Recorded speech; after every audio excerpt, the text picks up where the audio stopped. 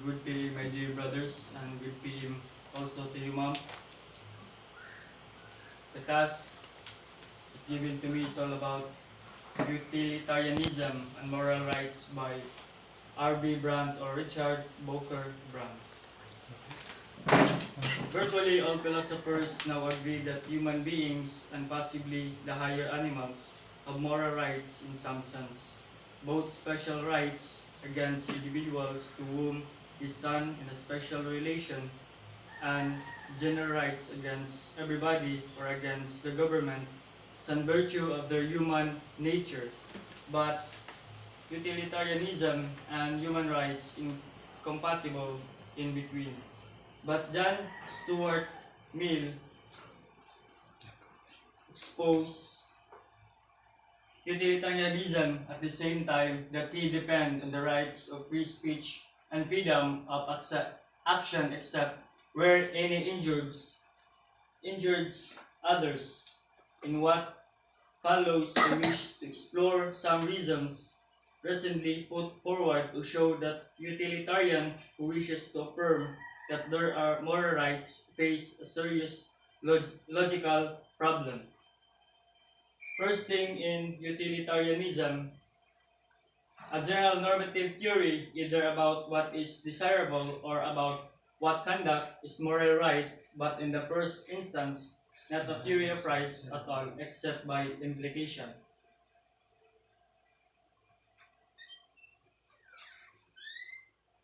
And philosopher can be utilitarian without offering any definition of a right, and indeed without having thought about what the matter. Some definition are right are manifestly compatible with the normative thesis of utilitarianism. That is clear that a utilitarian could admit that there are rights in that sense. And for Hobbes use about the right, neither by the word is anything else, sanctified that there are liberty which every man had to make use of these natural faculties according to the right reason. What is not going to be able to accept a utilitarian normative theory? Uses word right as he pleases, but utilitarian will say that a man exercising his rights in that sense may be more immorality. And now, this time, we tackle about the heart or Herbert Lionel Delpos' heart, and also David and also Joel Pence-Burge. And what concept of right then should we bear in mind for our discussion of utilitarianism and rights? The utilitarian doctrine is that happiness is desirable, and the only thing desirable is an end, and all other things are desirable as means to that end.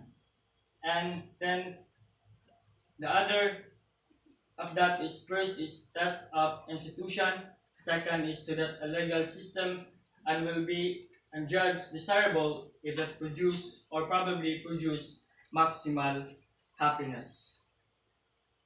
And also utilitarianism is a general theory about when actions and institutions are instrumentally desirable. And the idea is that they are so in view of their promotion of actual or expectable happiness, or better, actual or expectable utility.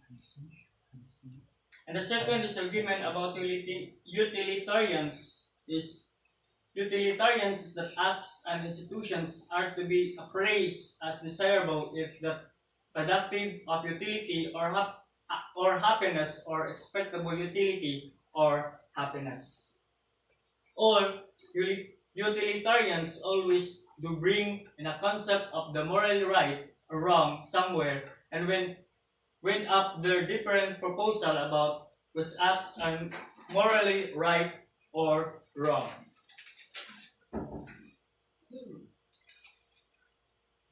As also Act of Utilitarianism by Smart or John Jameson Smart and many other philosophers. I left my phone in the taxi that brought me home. A second species of utilitarianism holds that the moral kindness of an act is much less directly related to utilities. And the rule utilitarianism view affirm that a morality or moral code of a society is most desirable. There follows the basic idea that the desirability of an institution speaks of utility if and only if there is no other moral code.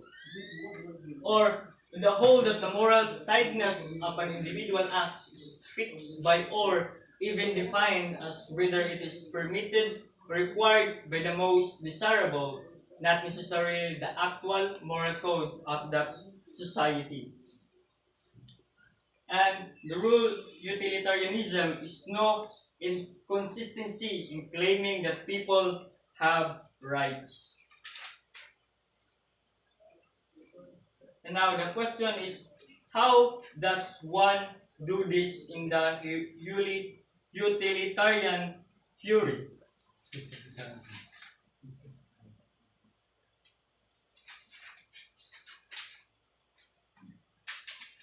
The answer, the idea, of course, is that we have to determine whether it would maximize long-range expectable utility to include recognition of certain rights in the moral code of a society, or to include a certain right with a certain degree of stringency as compared with other rights.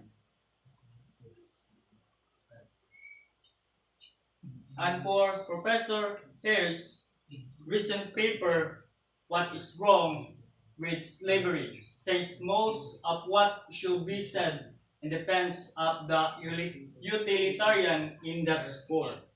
And also, Professor Young's recent remarks that the idea that utilitarianism might account for moral right would generally be rejected, even by those who assume that utilitarianism can give some account of legal rights.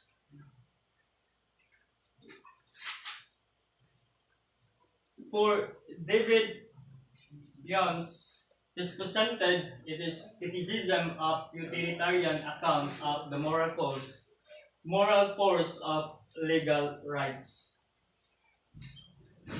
And right not to have access of one's driveway blocked by a car whose owner does not have one's permission to obstruct.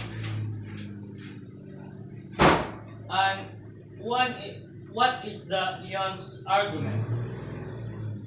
Utilitarian will view the existence of certain legal rights as justified in the sense of being desirable. And Lyon's defines utilitarianism as the thesis that an act of institution is desirable if it serves happiness. And for suppose that I have right to be tortured, Young's can say that my prospective torturer can argue in case it is clear it will maximize expectable utility for me to be tortured, that a utilitarian must regard that is desirable, irrespective of the desirability of any legal or moral system. And the form of our thinking must take naturally followed from how we have defined utilitarianism. If we have defined in some thesis linking utility maximization in moral of obligation.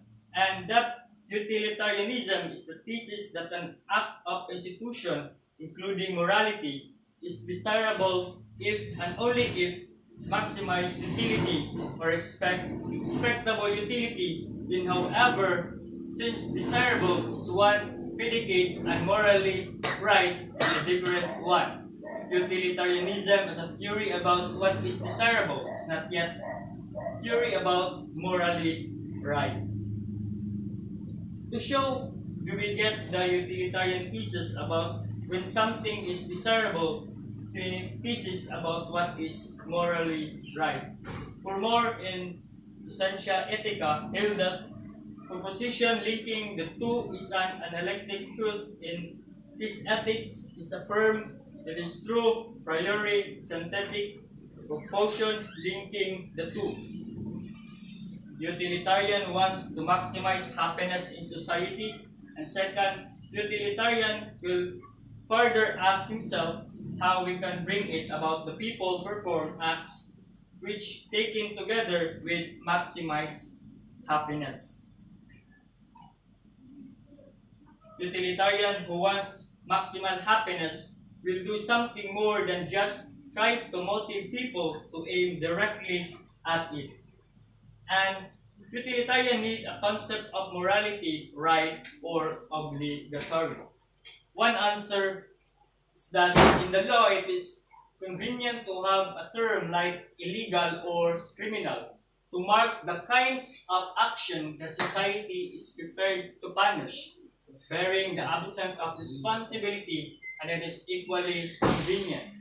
As the utilitarian will see to have a term to mark the kinds of behavior which will maximize expectable happiness to have required or forbidden by the moral system, or pain or some sort of penalty, except when justified or excused, perhaps only by the pangs of the agent's own conscience. And the utilitarian will need some term than expedient or desirable.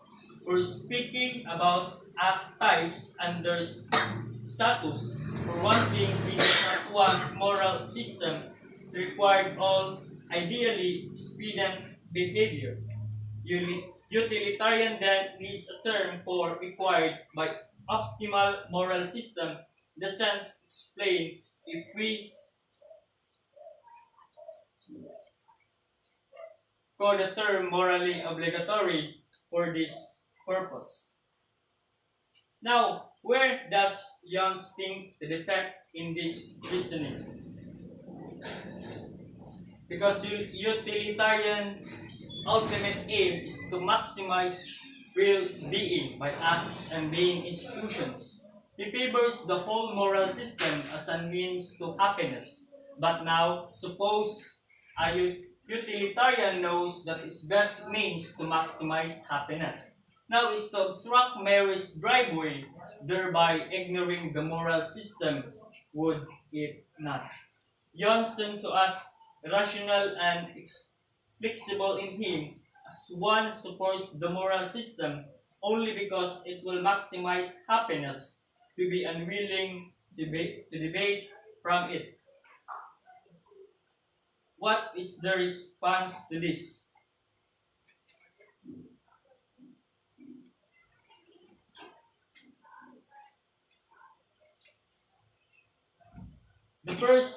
The argument does not show that there is no moral obligation not to obstruct the driveway, where the terms moral obligation and morally wrong had been introduced precisely to mark those occasions on which the optimal moral code requires or prohibits something.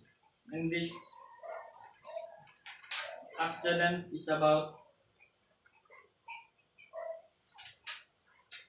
the marriage on the driveway. And there was Mill's view. So if Young thinks there is no moral obligation not to obstruct driveway, one would be like to know what sense is going to give the term moral obligation. And this time he conclude that Young's argument ought to leave the utilitarian unmoved. And for Professor Hare, for act utilitarian in the sense that he claims that the right act is the act that will maximize utility in the sense of happiness or desire satisfaction. And Hare thinks that This kind of act utilitarianism can be established by appeal to the illogical features of normative language of such words as art and math, and right to the effect of use of such terms is to issue a universal, non-overridable prescription for all possible worlds. Things that a person who wants utility maximizing acts perform, strictly right acts, will want as a means to this to have a system of moral education that will instill in people, including the educator himself, certain moral principles different from the act utilitarian. Principle: do what will maximize expectable utility. The reason is that the thinking required to identify the right act is complex. More information is required than agents are likely to have. The very complexity of the reasoning opens the agent to temptation to favor his interests, and so on. And the following one's actual moral principle is necessarily lead to the right act. One, actual moral principles are often misguided. Besides, as example of a misguided principle, the conviction is that woman's place is in the home. For the most part, our actual principles are ones that a utilitarian educator would recommend, but not all of them. So the fact that we have institutive moral principles need not always believe as of thinking about our moral principles. Given the situation we're actually in with the knowledge that our principles are the product of a history not controlled by utilitarian educators. And what here think we ought to do with face with such complex principles? First, since certain types of conflict of institutive principle often recur, we can ask ourselves to which principle we, as utilitarians, would want to agent to give priority in general. Second, we might try to resolve the conflict by considering whether our institutive principle needs refinement. Suppose our institutive principle is that there is a right or free speech, and for her, the basic principle of utilitarianism in the three contexts. First, when deciding what moral principles to teach ourselves and our children. The second, when our institutive principles conflict with each other. The third, with an institutive principle, even one, an omniscient utilitarian educator would advise teaching does not do its job very well in an individual case and will not lead to maximizing utility. And what Harris says in this paper is funding trillions in both motorism and policemen would follow their institutive principles in this case. And respect her rights, I do not believe, however, that this view is coherent with Harris' general theory. The reason is that Harris thinks that the really right thing to do is to maximize utility, so that utility is manifestly or very probably increased by obstructing her driveway in this case. One is free or even duty bound. To ignore her legal rights, just one must resolve complex or institutive principles by reverting to act utilitarian thinking. So one way to revert to act utilitarian calculation where institutive obligation conflict with manifest utilities. What does this view of Harris lead him with Mary's right to an obstructed driveway? In this response to Lyon's, one reason Harris gives for respecting her legal right is that in the case described, the probability is that to follow such intuitive principles would yield the opti- optimatic act. Now it seems to me that will imagine a situation in which a would be sparker would know quite well that utility will be served by ignoring her legal rights. Suppose Mary lives in Washington, say near Dupont Circle, where nighttime parking spaces are virtually impossible find to them. As I understood Hare's view, however, he does not take this line. According to him, Mary's right in this case will be respected if the agent is unsure of what the facts are or has little confidence in his ability to sum up the situation in terms of utilities. But when the agent is quite clear that expectable utility will maximize by obstructing her driveway, as an act utilitarian, he will not find her legal right to have any force. And I think the theory of allow this is for not to provide for rights, not only overridable by marginal gains of utility. And in conclusion, utilitarians, in the sense that we have think morally should maximize long-range utility, and at the same time think that utilitarian morality should have room for recognition of rights that cannot be overridden by marginal gains in utility. There are two positions must expose. First, we must hold the person does the right act or the obligatory act not by just following actual moral principle, whether they may lead by the following moral principles, the acceptance of which a society would maximize respectable utility. Of course, this means that people who want to do what is right maybe have to do something about a moral principle in particular situation. Second, we must emphasize that the right act is the one permitted by or required by the moral code, the acceptance of which promises to maximize utility and not compromise the growing complex with the utility maximizing code. Only if we do this will we have room for a concept of a right and cannot be overridden by a marginal addition to the general welfare. Acting morally in this sense will never be very costly in utility, and where it is costly at all, that is the price that has to be paid for a policy. A morally principle of exegesis of meal is correct. These recommendations are ones in which we would join. And that will be all. Thank you and good day.